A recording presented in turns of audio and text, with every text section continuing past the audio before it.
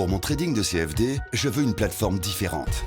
Des graphiques personnalisables, une exécution rapide, des spreads serrés, avec un acteur reconnu présent en France. Trader différemment avec CMC Markets.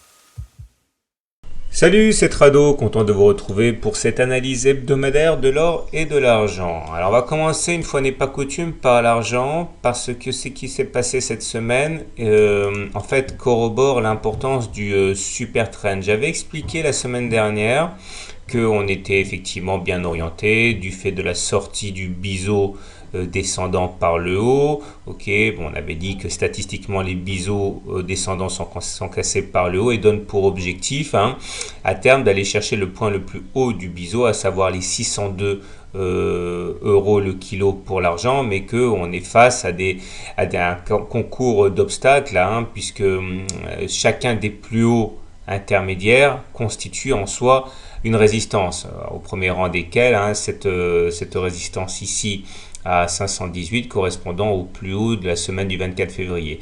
Mais j'avais également dit que nous étions sur le point de rencontrer le super trend, c'est ici la courbe orange, et que la dernière fois que la confrontation a eu lieu, c'était ici. On voit que ça n'a pas été très concluant pour l'argent qui avait reflué massivement. Et une fois de plus, le super trend a su s'imposer de fort belle manière, puisque après avoir bloqué l'avancée semaine du 7 juillet, il a provoqué un reflux cette semaine, la semaine du 14 juillet.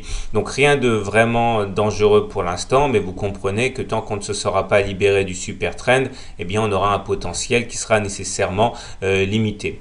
Bon, au-delà, il y a des éléments qui sont positifs, encore une fois, on arrive à se maintenir au-dessus du SAR, c'est les petits points verts, là, quand c'est baissier, les points sont rouges, quand on est haussier, les petits points sont verts, mais voilà, il faut passer ce super train. Les indicateurs techniques sont plutôt bien orientés, regardez, le stochastique est au-dessus de 80, ça c'est bien, le MACD est au-dessus de son signal, et il est positif, c'est bien. Le momentum est au-dessus de 0, c'est parfait. Le CCI se maintient au-dessus de 100, ça aussi, c'est très bien. Et le TRIX est au-dessus de son signal. Donc vous voyez, tous les indicateurs sont ouverts. Il n'y a guère que le super trend ici qui joue les troubles faits. Voilà, je vous rappelle que pour passer haussier au regard du critère Ishimoku, il faudrait se hisser au-dessus du nuage, c'est-à-dire aller au-dessus de cette courbe-là. On en est loin. Pour l'instant, on est dans le nuage, donc au regard de l'indicateur Ishimoku, on est sans tendance.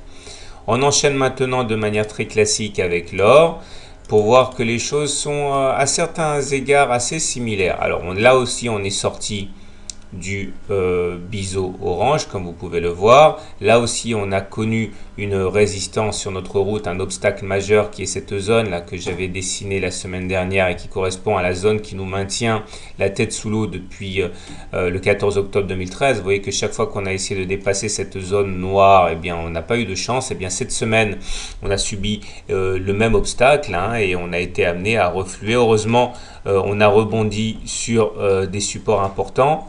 La Kijun, ici, qui est importante, et également la base du biseau orange ici. Donc ça c'est plutôt bien. Au-delà, le super trend, lui, il a été cassé depuis mars 2014, donc lui, on n'a pas à s'en faire, il est toujours haussier. Le SAR est haussier aussi.